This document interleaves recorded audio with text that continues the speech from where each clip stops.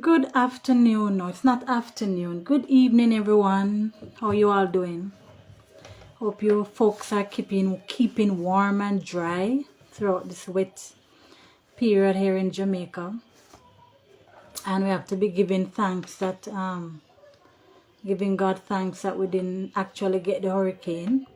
As much as we don't want it to go elsewhere, to any other country, could just if that hurricane could just go to sea and disappear and don't go anywhere else to go to any other country, that would be so good. But let us give thanks that we've been spared yet again. Alright, so hope you all keeping dry. Those who are on the road, travel safely, because the roadway is now slippery right now, so we have to be careful. But thank you for joining my space. Welcome to Karen's Vibes. Thank you for taking the time to join me. Alright, so yeah, we're going to delve into our book now. So let me remind you of the book that we're reading. The book that we're reading is, the name of the book is, just reminding you, Come Back, Old Iron Blue, written by Elkanah Roll. Right, so we had stopped at, alright, so we had finished chapter 4. And now we're at chapter 5. So we're going to begin a new chapter, chapter 5. So we're actually getting somewhere into our book. Right, guys?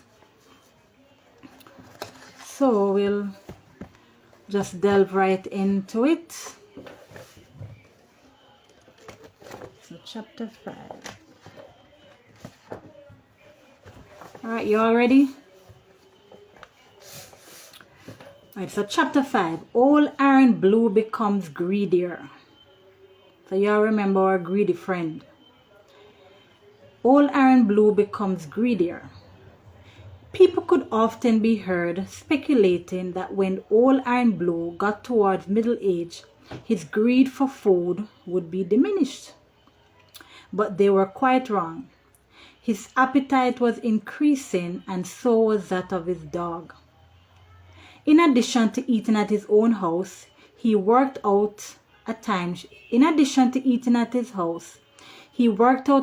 schedule when each person in the community prepared his meals. This enabled him to be present at their mealtime. What a terrible man. He knew that Miss Rebecca prepared breakfast just at dawn, and Miss Catherine prepared dinner for her family no earlier than 10 o'clock. No earlier than 10 o'clock each night. There were those other people whose mealtime came in between. He knew the people who prepared such small amount of food that getting a meal from them would not be worth the effort. My. There were a few homes that he refused to visit, as he said, those people don't nyam good sinting. Pure like a foolishness them cook up and eat. Their meals just a little bit better than hog food.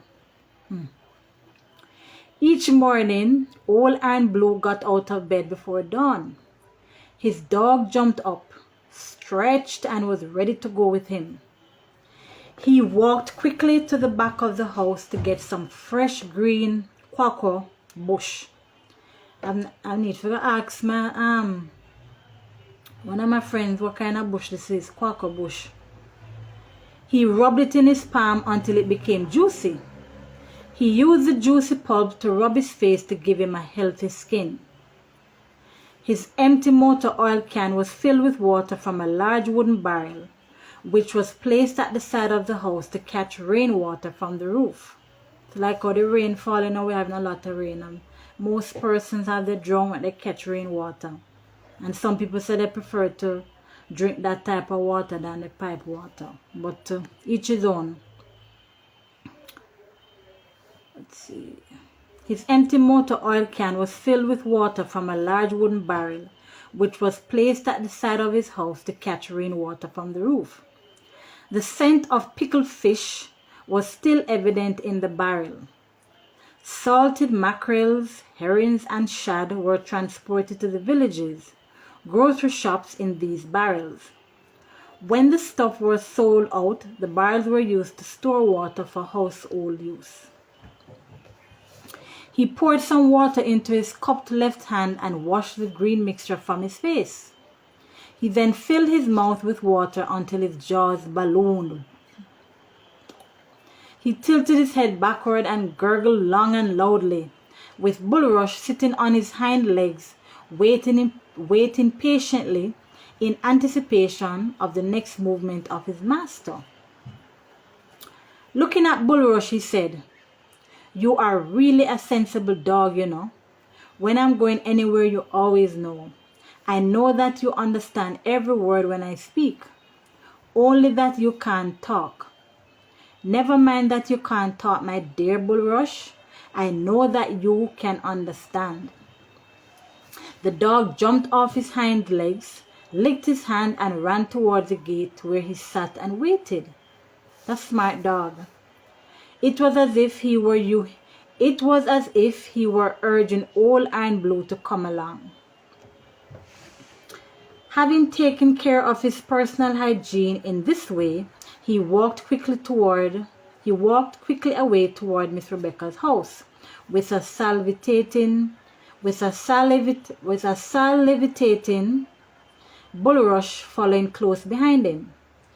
Naturally, they were annoyed to see him arriving so punctually each morning, but they had to provide him with breakfast while he was present, as there could never be so outrageous an act in that rural community. So they always say it's bad manners if you at home cooking and a visitor show up and you don't give them food. They say, boy, it look bad, it's bad manners. So him always make sure same time the people in pot. What a terrible man. So let me just read back. Naturally, they were annoyed to see him arriving so punctually each morning, but they had to provide him with breakfast while he was present, as there could never be so outrageous an act in that rural community as not to offer food to someone who was present while you eat. The people of this community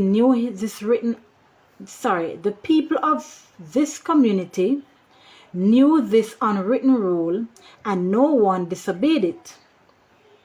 If someone were present while you ate or even appeared before you finished your meal, you had to offer him. As soon as he finished eating, he tossed bits and pieces to his dog, and they both walked away. It didn't matter if Miss Rebecca's children wanted to call him Nyamangoe. That's another say that we have here when people come to here and eat, and as they finish eating, they get up and gone. And normally call him one Nyaman left or Nyamangoe. He had to hurry because he knew that Mrs. Brown's breakfast would be ready in 5 minutes, and he was all of a quarter of a mile away. He always tried to walk as quickly as possible and was nearly always successful on his missions. If he were not successful in catching a person's meal, that person would say, "Sorry, your foot short." That's another saying of ours too. You're supposed to be somewhere, or you're trying to catch somebody, and just as you reach a person gone or whatever the case, and they saw you, for example, now him going to the lady's house to catch some of the food, and by the time him come, the food finished, they say, "Well, your foot short." So it's a Jamaican saying, "Your foot short." So she telling that his foot short. While looking hypocritically sorrowful, his usual reaction was, "Then not even little nyaman left you don't have covered up in a plate? Not even little crumbs?" Having eaten 4 or 5 breakfasts, he would go back to his house, take up his agricultural tools, and walk away. His first stop would be at the little shop in the village square, where he would purchase pickled mackerel, codfish, or corn pork. Then off he would go to his field. The next hour or so he would spend preparing his lunch. He would enter his hut, collect his kerosene tin and gourd, then turn down the hill, singing loudly as he slid down the valley. A quarter of a mile he would walk and begin to fill his container with fresh, sparkling water from the spring gushing from the rocks in the valley. He placed his container beneath and allowed the water to flow in. Having filled the first container, he would sit on a rock by the stream. After having a long, deep drink, he placed the large container on his head while holding the smaller one in his hand as he walked over to the hills. His voice rang and echoed through the valley as he bellowed his rustic strain. That means Sam can't sing at all. He collected ground provision after returning from the spring. He then made a fire in his hut. Sometimes he would start preparing the 2 or 3 birds he shot. If he were lucky, he would first remove the feathers and the unwanted parts. Beaten coarse salt was sprinkled over the flesh before he roasted it on bright glowing coal. He never waited until it was properly prepared before eating it.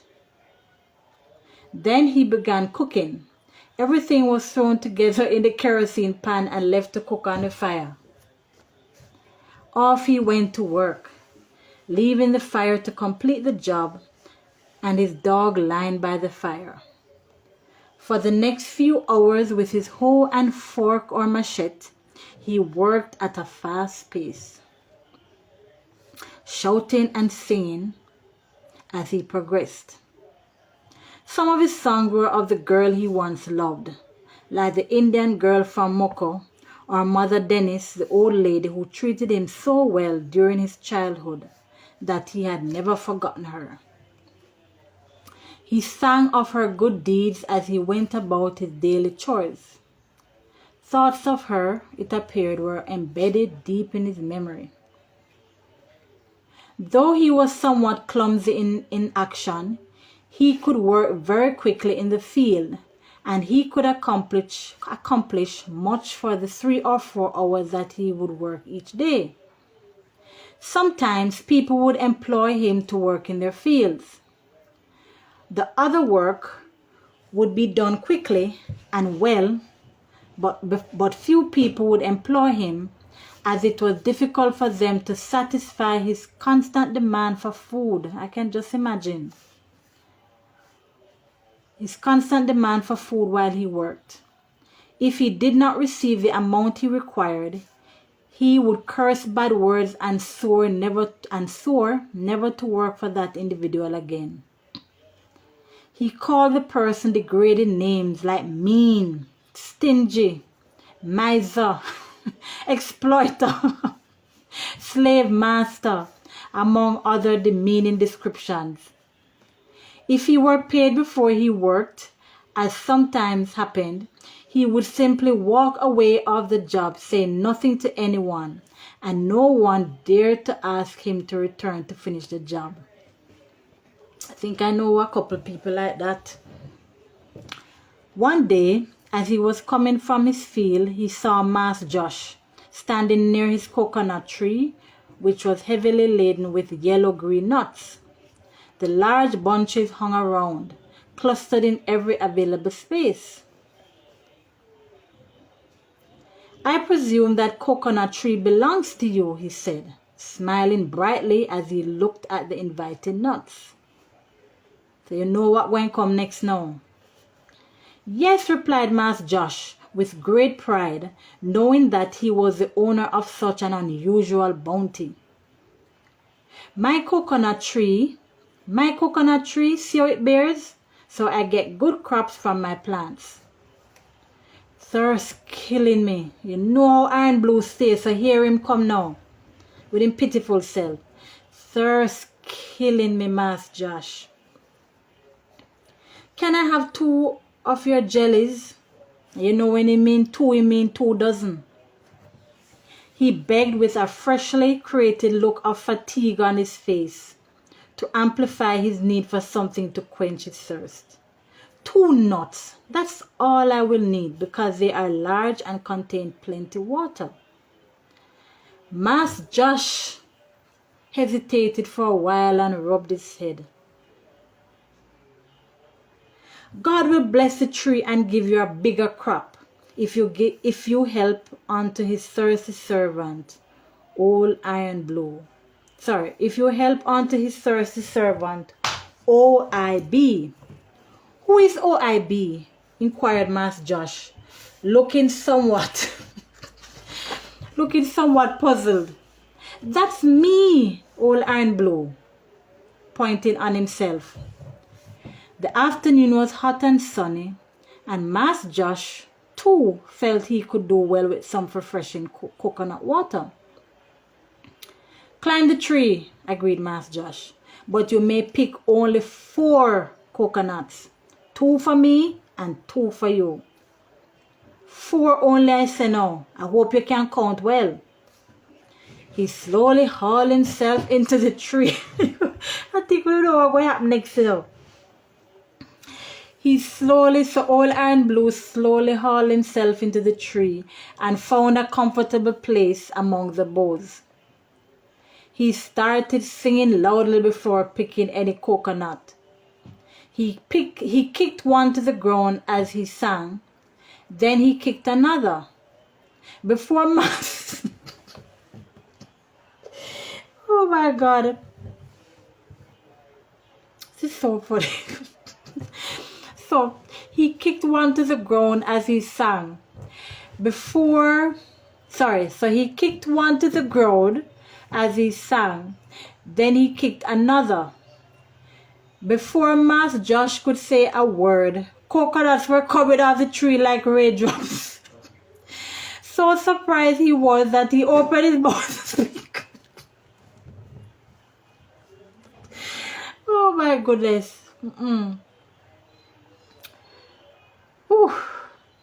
So surprised he was that he opened his mouth to speak and not a word was coming out.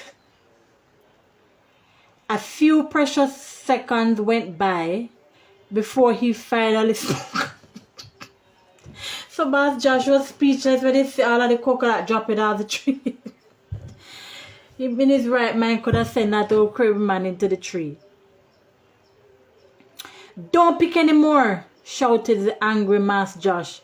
But the singing blocked out any communication. So Old Iron Blue is a general. He make sure him start sing as him go up. So when him start sing loudly now. And when Master Josh talking to him, he not hear a word. Go on like him not hearing. General. Don't pick any more, shouted the angry Master Josh. But the singing blocked out any communication. Calm down now. Take your damn greedy self off my coconut tree. Greedy worm. Take yourself off my coconut tree, he yelled, bursting with anger. But coconut continued to rain down until only a few remained. Old Iron Blue stopped singing as the task ended. Rats, name out your conscience, Master Josh called out. Look how you stripped my coconut tree. And it is one dege. 1 coconut tree in my name. I don't have another coconut tree.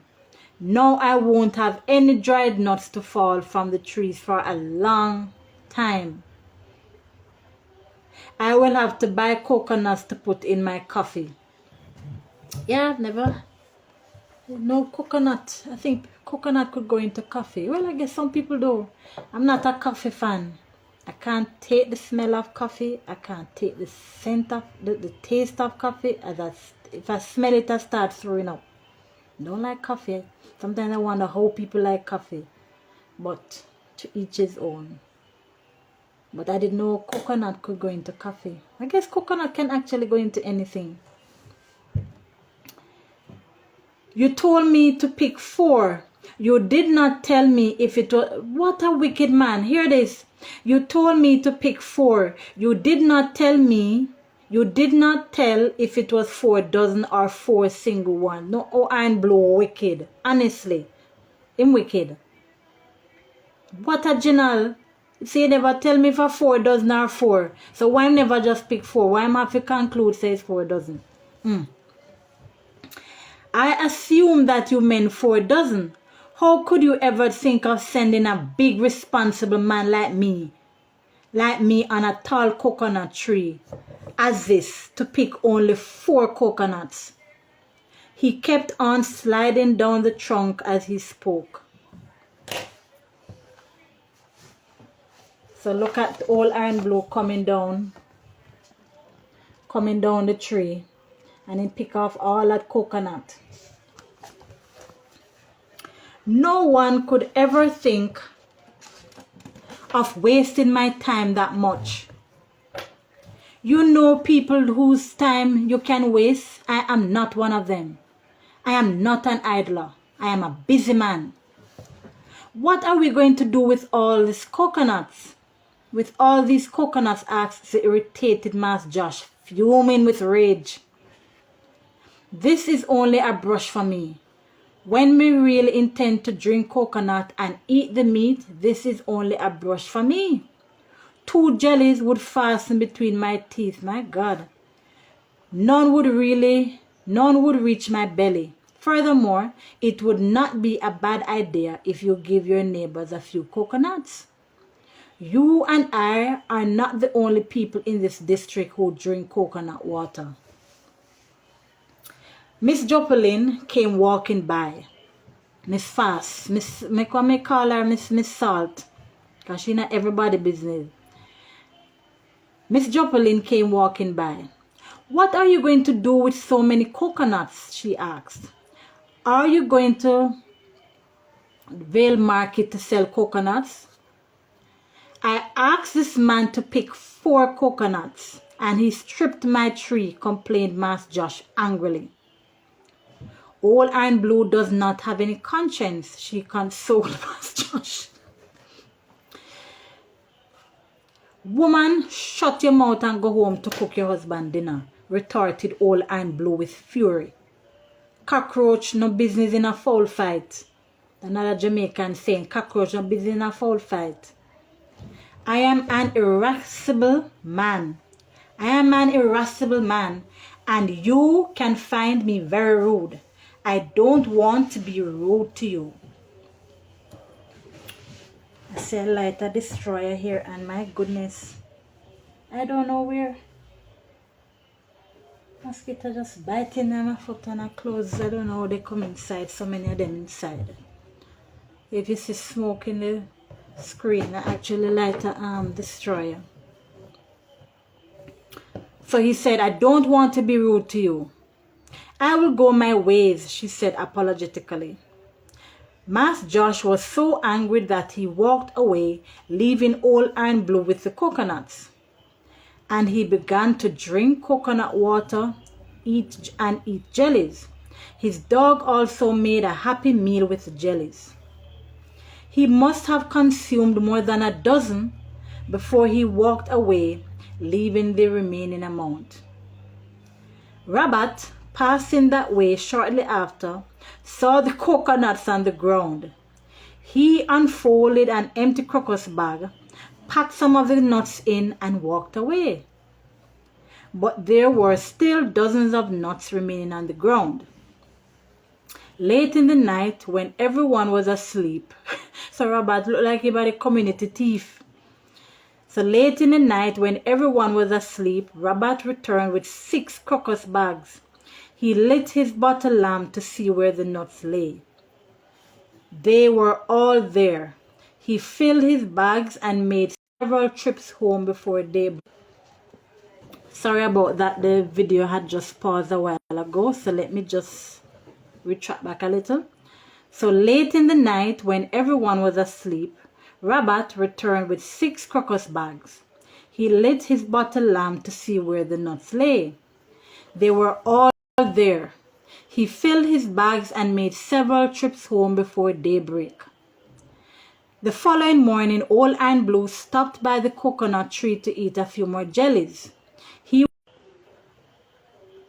Not sure where the internet. Sorry about that, folks. The video keeps pausing. I guess the internet is in and out. I guess because of the rain. So let me start back here. The following morning, old Iron Blue stopped by the coconut tree to eat a few more jellies. He was surprised to see that not a single one remained. Skilled as he was in timing everybody. Oops, not sure why the internet keeps going. Alright, so we're back on again. Sorry about that, the internet problem. I guess because of the weather. So I'm going to stop shortly. Alright, let me just read here. So he passed Gadikate's gate. He did not intend to stop, but he could not resist the temptation. The smell of strongly flavored soup filled the air. No other house was nearby.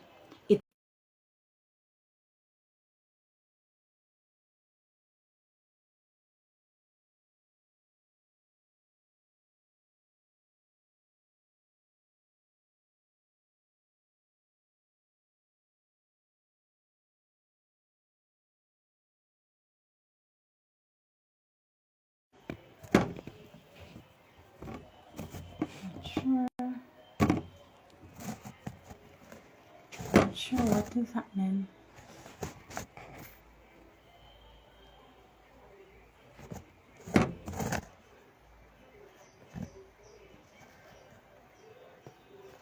Alright, let me just finish up. I'm not quite sure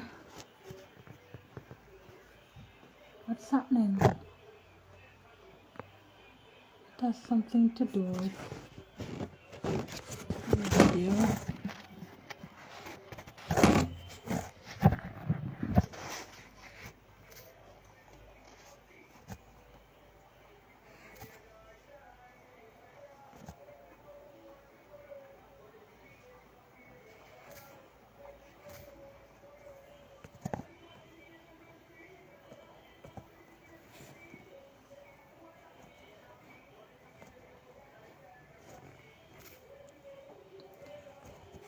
Because I'm trying to get the picture back.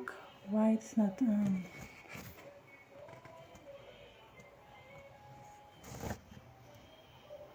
Right, I'm not sure what's happening there, so let me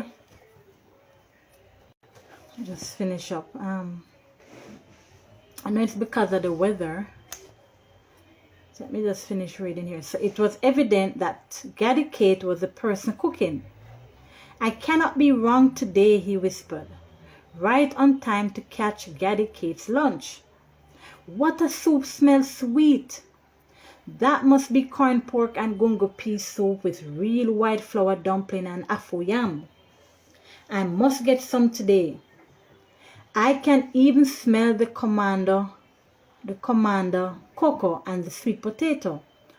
Almost finished cooking. It's gone again. So Gadikate, how are you today? Hearty, sir. But who is the person? She inquired from her smoke-filled country kitchen, peeping through the wattles to see if the person was coming too close. Me, old Iron Blue, me coming for some of your lunch, he said, walking straight to the kitchen with Bulrush close behind him. Boy, old Iron Blue is a terrible man. Alright, so I'm going to leave it there for today because the internet is giving a bit of problem. I don't know why. And then I'm not seeing my face. I'm not seeing my video live. I'm not sure what's happening. I'm going to leave it up, there for today because I'm not sure what is actually happening. Because seems as if because of the inclement weather, the internet is freezing. Alright, so I'm going to pause there for today. Folks, you do have a good week ahead of you. I'll definitely be on tomorrow. Maybe not thinking maybe a little later than now. So I'll definitely be on tomorrow. Thank you for joining me. I appreciate you taking the time to be in my space and listen to me reading my books. So please remember to like, subscribe, and share. All right, have a good week, have a good evening. Thanks, bye.